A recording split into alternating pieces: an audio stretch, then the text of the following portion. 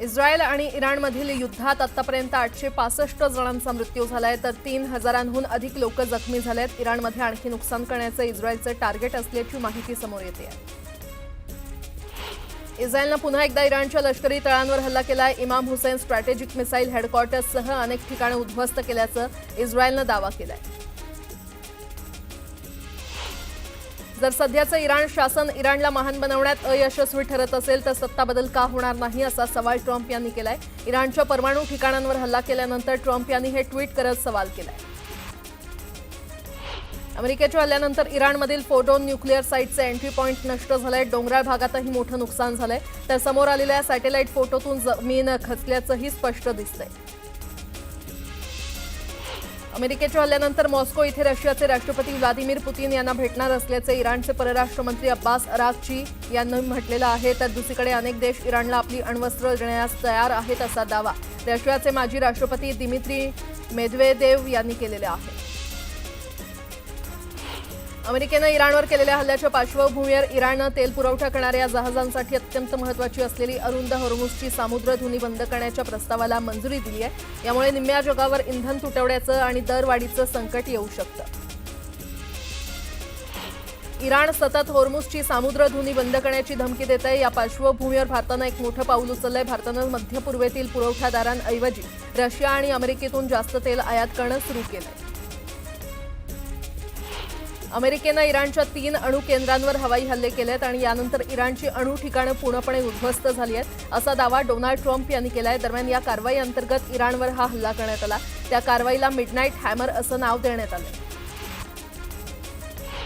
राज्यात शालेय शिक्षण अभ्यासक्रमात तिसऱ्या भाषेवरून वाद सुरू आहे। हिंदी भाषा सक्तीवरून राजकीय घमासान सुरू आहे।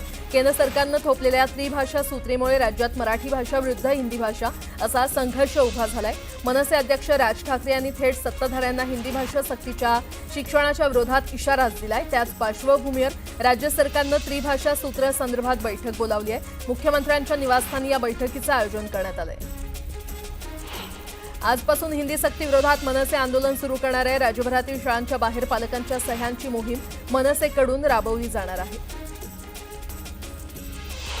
माळेगाव कारखान्याच्या निवडणुकीसाठी रविवारी मतदान प्रक्रिया पार पडली। कारखान्याच्या निवडणुकीमध्ये एकूण 4 पॅनल आणि अपक्ष यांच्यामध्ये लढत होती। त्यासाठी 88.48% उच्चांकी मतदान झाले।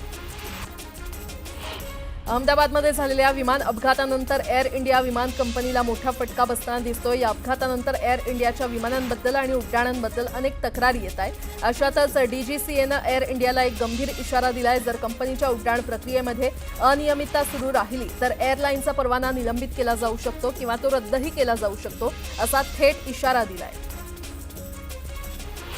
यंदा गणेशोत्सव 27 ऑगस्टला सुरू होणार आहे आणि या पार्श्वभूमीवर कोकण रेल्वेच्या नियमित गाड्यांसोबतच विशेष गाड्यांच्या आरक्षणाला 23 जूनपासून सुरुवात होते। प्रवाशांची वाढती संख्या पाहता मध्य रेल्वे आणि कोकण रेल्वे मार्गावर यंदाही 250 पेक्षा अधिक गणपती विशेष गाड्या धावणार आहेत। शिर्डी साई मंदिरात महत्त्वाच्या व्यक्तींना दर्शन घेण्यासाठी दिवसभरात केव्हाही दर्शन रांग थांबवावी लागत होती आणि यामुळे रांगेतील सामान्य भक्तांना त्रास सहन करावा लागत होता। परिणामी संस्थांच्या तदर्थ समितीनं व्हीआयपी दर्शनासाठी 3 वेळा निश्चित केलेल्या आहेत। या ब्रेक दर्शन व्यवस्थेमुळे सामान्यांना दर्शन रांगेत तात्काळत राहावं लागणार नाही। राज्य परिवहन महामंडळाची श्वेतपत्रिका आज जाहीर करण्यात येणार आहे। परिवहन महामंडळाचे अध्यक्ष प्रताप सरनाईक यांनी श्वेतपत्रिका काढण्याचे आदेश एप्रिल महिन्यात दिले होते। त्यानुसार आता ती जारी करण्यात येणार आहे। महामंडळाची आर्थिक स्थिती समजून घेण्यासाठी ही श्वेतपत्रिका महत्त्वाची ठरणार आहे। नाशिक सिंहस्थ कुंभमेळ्याच्या पार्श्वभूमीवर रस्ते सुविधा आवश्यक रस्त्यांची निर्मिती केंद्रीय रस्ते वाहतूक मंत्रालयामार्फत करण्यास केंद्रीय रस्ते वाहतूक मंत्री आणि नितीन गडकरी यांनी मान्यता दिलेली आहे। याबाबत लवकरच डीपीआर करून निधी उपलब्ध केला जाईल असा निर्णय घेण्यात आलाय। पुण्यामध्ये वारीच्या काळात येणाऱ्या वारकरी आणि प्रवासी यांना अडचणी येऊ नये यासाठी मेट्रोच्या मार्ग 1 आणि 2 या लाईनवर अतिरिक्त 130 फेऱ्या चालवण्यात आल्या। याचा फायदा मेट्रो आणि वारकऱ्यांना झाला असून शहरातून तब्बल 3,19,000 नागरिकांनी मेट्रोमधून प्रवास केला। लोकलमध्ये सुरक्षितता वाढवण्यासाठी मध्य आणि पश्चिम रेल्वेनं आता मोटरमन केबिनमध्ये सीसीटीव्ही कॅमेरा बसवण्याचं काम सुरू केलंय। सध्या मध्य रेल्वेच्या 25 लोकलमध्ये 50 सीसीटीव्ही यंत्रणा बसवल्या आहेत। आणखी 15 लोकलसाठी 30 यंत्रणा ऑर्डर करण्यात आलेल्या आहेत। राज्य परिवहन विभागानं ई बाईक टॅक्सी सेवेसाठी तयार केलेल्या नियमावलीवर नागरिकांनी 85 सूचना हरकती नोंदवल्यात. त्यात ई बाईक टॅक्सी सेवा सुरू करू नका अशी मागणी करण्यात आली आहे. तर या हरकती सूचना सरकारकडे पाठवलेल्या आहेत. धारावीचा पुनर्विकास झाल्यानंतर या भागाची शहराच्या अन्य भागाशी थेट जोडणी देण्यासाठी उपाययोजना करण्यास राज्य सरकारनं सुरुवात केली आहे. त्यानुसार धारावीमध्ये मल्टीमोडल ट्रान्सपोर्ट हब विकसित करण्यासाठी MMRDAची नियुक्ती करण्यात आली आहे. शिवसेनेत फूट पडली त्यावेळेस सर्वात आधी संजय राऊत फुटणार होते असा मोठा दावा मंत्री गुलाबराव पाटील यांनी केलाय. शिवसेना हायजॅक करण्याचा प्रस्ताव संजय राऊत यांनी एकनाथ शिंदे यांच्याकडे मांडला होता असाही दावा गुलाबराव पाटील यांनी केलाय. एका पत्रातून ठाकरेंच्या शिवसेनेतील अंतर्गत धुसफुसीचं जळजळीत वास्तव स्पष्ट झालंय. ठाकरेंच्या शिवसेनेचे संजय लाखे पाटील यांनी सचिवपदाचा राजीनामा दिलाय. राजीनामा देताना लाखे पाटील यांनी संजय राऊत आणि अंबादास दानवे यांच्यावर गंभीर आरोप केलेत. या पत्रामध्ये पक्षाच्या पडझडीची कारणं आणि नेत्यांची उदासीनता याबाबत प्रखर शब्दात वस्तुनिष्ठ मांडणी करण्यात आली. कुंभमेळ्याच्या पार्श्वभूमीवर रस्ते नियोजनाबाबत मुख्यमंत्री देवेंद्र फडणवीस आणि केंद्रीय मंत्री नितीन गडकरी यांच्या उपस्थितीमध्ये बैठक पार पडली. कुंभमेळ्यासाठीच्या आवश्यक 8 प्रमुख रस्त्यांवर बैठकीत चर्चा झाली. दरम्यान द्वारका सर्कलसाठी 2 फेज करण्याचं ठरलंय. तर नाशिक त्र्यंबकेश्वर रस्ता देखील लवकरच पूर्ण करणार असल्याची माहिती मुख्यमंत्री फडणवीसांनी दिली आहे. समाजवादी पक्षाचे आमदार अबू आझमी यांनी वारीसंदर्भात वादग्रस्त विधान केलंय. वारीमुळे रस्ता जाम होतो, हिंदूंचे सण साजरे केले जातात तेव्हा मुस्लिम समाज विरोध करत नाही, मात्र मुसलमानांनी नमाज केल्यावर तक्रारी करतात असं वादग्रस्त वक्तव्य अबू आझमी यांनी केलंय. प्रसिद्धी मिळवण्यासाठी अबू आझमी वादग्रस्त वक्तव्य करत असतात. त्यांच्या वक्तव्यांना आम्ही महत्त्व देत नाही, अशा व्यक्तींवर बोलण्यात अर्थ नाही असं म्हणत मुख्यमंत्री देवेंद्र फडणवीस यांनी अबू आझमींना खडेबोल सुनावले. छत्रपती संभाजीनगर जालना रोडवर राजस्थानचे राज्यपाल हरिभाऊ बागडे यांचा ताफा अडवण्यात आला. छत्रपती संभाजीनगर महापालिकेनं मुकुंदवाडी येथील अतिक्रमण हटवल्यानंतर अतिक्रमणधारकांना इम्तियाज जलील हे भेटायला गेले होते आणि यावेळी नागरिकांनी मोठी गर्दी केली होती. याचवेळी राज्यपाल हरिभाऊ बागडे यांचा ताफा जात होता. दरम्यान नागरिकांनी रस्त्यावर उतरून हा ताफा अडवला. भाजपा आमदार संजय केणेकर यांच्या सांगण्यावरून अतिक्रमण काढण्यात आलं. पावसाळ्यात अशा प्रकारे अतिक्रमण काढण्याचा अधिकार मनपाला नाही असं म्हणत इम्तियाज जलील यांनी प्रशासनाला सुनावलं. धाराशिव तुळजापूरमध्ये परवानगीविना अबू आझमींच्या वाढदिवसाची रॅली काढण्यात आली. तुळजाभवानी मंदिरासमोर 4 चाकी वाहनांना बंदी असतानाही मंदिरासमोरून रॅली काढल्यानं भाविकांनी नाराजी व्यक्त केली. तेजस्वी घोसाळकर यांनी मातोश्रीवर उद्धव ठाकरे यांची भेट घेतली. दरम्यान ठाकरेंच्या भेटीनंतर त्यांची नाराजी दूर होणार का हे पाहणं महत्त्वाचं ठरणार आहे. अबू आझमी यांच्यानंतर आता केंद्रीय राज्यमंत्री रक्षा खडसे यांनी देखील हिंदी भाषा सक्तीचं समर्थन केलंय. हिंदी आपली राष्ट्रभाषा, ती आपल्याला आलीच पाहिजे. हिंदी भाषेला विरोध करून राजकारण करणं चुकीचं असल्याचं रक्षा खडसे यांनी म्हटलं. राज्यातील प्राथमिक शाळांमध्ये 3ऱ्या भाषेच्या मुद्द्यावरून मनसे आक्रमक झाली. हिंदी सक्ती करू देणार नाही असा इशारा मनसेनं दिला असून याविरोधात उद्या मनसे राज्यभरात आंदोलन करणार आहे. या पार्श्वभूमीवर मुंबईमध्ये मनसेकडून स्वाक्षरी मोहीम राबवण्यात येते. मुंबई आंतरराष्ट्रीय विमानतळावर DRIनं 11 कोटी 50 लाखांचं कोकेन ड्रग्ज जप्त केलं. एका परदेशी प्रवाशाला या प्रकरणात अटक करण्यात आली आहे. या प्रवाशानं ड्रग्ज कॅप्सूलमध्ये भरून आपल्या शरीरात लपवून ठेवलं होतं. डोंबिवलीच्या KDMC हद्दीतील 65 बेकायदा इमारत प्रकरण रहिवाशांनी उबाठाचे जिल्हाप्रमुख दीपेश म्हात्रे यांची भेट घेतली.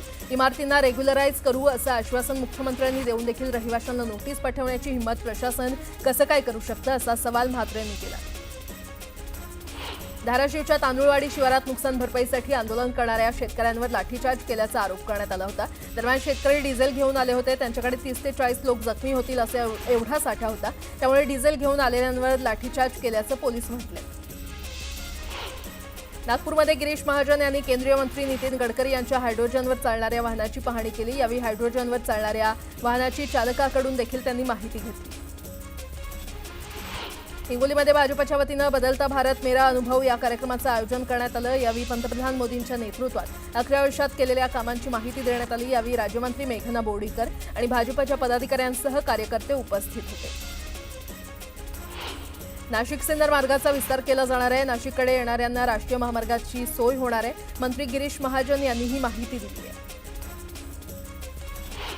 सांगली जिल्ह्यातील कृष्णा नदीची पाणी पातळी 16 फुटांवर पोहोचली आहे. कोयना आणि चांदोली पाणलोट क्षेत्रामध्ये पडणाऱ्या पावसामुळे वारणा आणि कृष्णा नदीच्या पाणी पातळीत वाढ होते. ज्योतिर्लिंग भीमाशंकर खोऱ्यातील कोंढवळ धबधबा ओसंडून वाहू लागलाय। आंबेगाव तालुक्याच्या पश्चिम आदिवासी भागात असणाऱ्या उंच कड्यावरून वाहणारा धबधबा पाहण्यासाठी पर्यटक मोठी गर्दी करतायत। सिंधुदुर्गच्या सावडाव धबधब्यावर पर्यटकांची तुफान गर्दी पाहायला मिळाली। वर्षा पर्यटनाचा मनमुराद आनंद पर्यटक लुटतायत। चंद्रपूर जिल्ह्यामध्ये आतापर्यंत 49,000 हेक्टरवर पेरणी पूर्ण झाली। यंदा समाधानकारक पाऊस न झाल्यानं शेतकऱ्यांनी चिंता व्यक्त केली आहे। दरम्यान 100 मिलीमीटर पावसापूर्वी पेरणी न करण्याचं आवाहन कृषी खात्यानं केलंय। सातारा जिल्ह्यातील पर्यटन स्थळांवर जाण्यास 19 ऑगस्टपर्यंत बंदी घालण्यात आली आहे। मुसळधार पावसामुळे खबरदारीचा उपाय म्हणून जिल्हाधिकाऱ्यांनी हा निर्णय घेतलाय। यामुळे व्यावसायिकांना फटका बसणार असल्यानं व्यावसायिकांनी नाराजी व्यक्त केली आहे। चंद्रभागा नदीच्या पाणी पातळीमध्ये वाढ झाली आहे। दिवसभरात 4 वारकऱ्यांना सुरक्षा रक्षकांनी बुडताना वाचवलं। पाण्याचा अंदाज न आल्यानं ही घटना घडली। अमरावतीच्या पश्चिम क्षेत्रातील वाहतूक कोंडीचा प्रश्न सोडवण्यासाठी इतवारा परिसरात पुलाचं बांधकाम हाती घेण्यात आलंय। मात्र गेल्या 8 वर्षांपासून या पुलाचं बांधकाम पूर्ण न झाल्यामुळे नागरिक आक्रमक झालेत। पूल तोडो आंदोलन करण्याचा इशारा नागरिकांनी दिलाय। बुलढाणा जिल्ह्यातील सिंदखेडराजा इथे कचऱ्यात ऐतिहासिक मूर्ती आढळून आल्या। याकडे पुरातत्व खात्यानं दुर्लक्ष केलं आणि त्यामुळे शिवप्रेमींमध्ये संतापाची लाट उसळली आहे। धुळ्यातील गुलमोहर शासकीय विश्रामगृहातील रोकड प्रकरणात फौजदारी गुन्हा दाखल करावा या मागणीसाठी उबाठा शिवसेनेच्या वतीनं धरणे आंदोलन करण्यात आलं। पोलिसांनी अदखलपात्र गुन्हा दाखल केला असून प्रकरण दडपण्याचा प्रयत्न केला जात असल्याचा आरोप यावेळी करण्यात आला। सांगली शहरातील कर्नाळ रोडवर बेकायदेशीरित्या पिंपळाच्या झाडाची कत्तल करण्यात आली। झाड तोडलं जात असताना 13 पक्ष्यांचा मृत्यू झालाय। दरम्यान पक्ष्यांची हत्या करणाऱ्यांवर कठोर कारवाई करण्याची मागणी पक्षीप्रेमींनी केली आहे। गोखले इन्स्टिट्यूट ब्राह्मण समाजातील पुरोहितांची माहिती गोळा करून महामंडळ कर्ज देण्यासाठी प्रयत्नशील राहील। राज्यात प्रत्येक जिल्ह्यात परशुराम भवन उभारण्यात येणार असून या भवनात नोकरी, व्यवसाय तसंच यूपीएससी आणि एमपीएससीसाठी आवश्यक गोष्टी उभारण्यात येणार असल्याची माहिती परशुराम आर्थिक विकास महामंडळाचे अध्यक्ष आशिष दामले यांनी दिली आहे। नांदेड जिल्ह्यातील अर्धापूर तालुक्यातील पिंपळगाव शिवारात दुर्मिळ जातीचा कासव आढळला। स्टार इंडियन टॉर्टॉइज प्रजातीचा हा कासव असल्याचं जीवशास्त्र अभ्यासकांनी सांगितलं।